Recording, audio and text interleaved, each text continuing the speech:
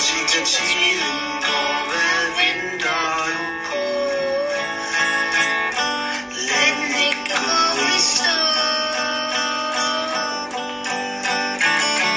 Hvis vi tager chancen, og hvis vi formår at følge stedet flyver gennem tiden sted, pladsen falder ned, ender på et fremmed sted. Alle vilde veje finder ro, skaber fred. Gennem tid og sted, vinderne de tager mig med, prøver på at finde fred. Tiden sejser i tiden sejser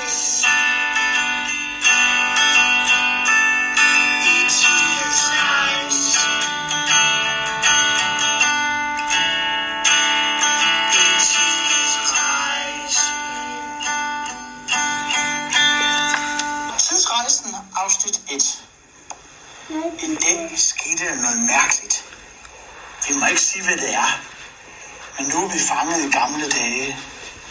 Det hele startede med, at Jonas havde fået fingre i en hemmelig halskæde. Han havde stjålet den fra en tryllekunstner i et cirkus. Han vidste ikke, at det var en magisk halskæde, men det fandt han snart ud af, da han viste den til sin onkel. Se, onkel, er sjovt. Halskæde, sagde Jonas. Hvor har du den fra, Jonas, spurgte onkel. Det siger jeg ikke.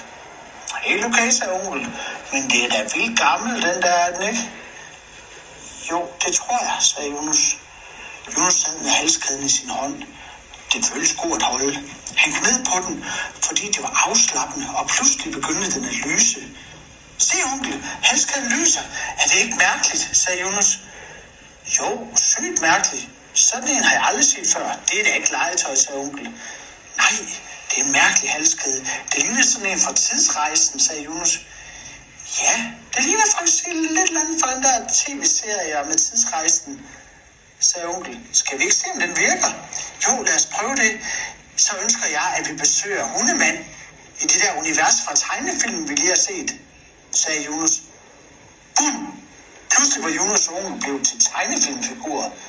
De var malet i nogle stærke farver og kunne se alt omkring lignende noget fra Hundemand-filmen. Se, onkel, det er Pevs og lille Pevs, og der er Hundemand, sagde Jonas.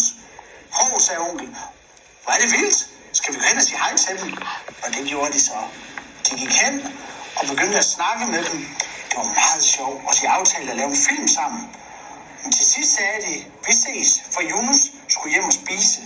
Så de ønskede sig tilbage til den virkelige verden. Men pludselig skete der noget på vej hjem.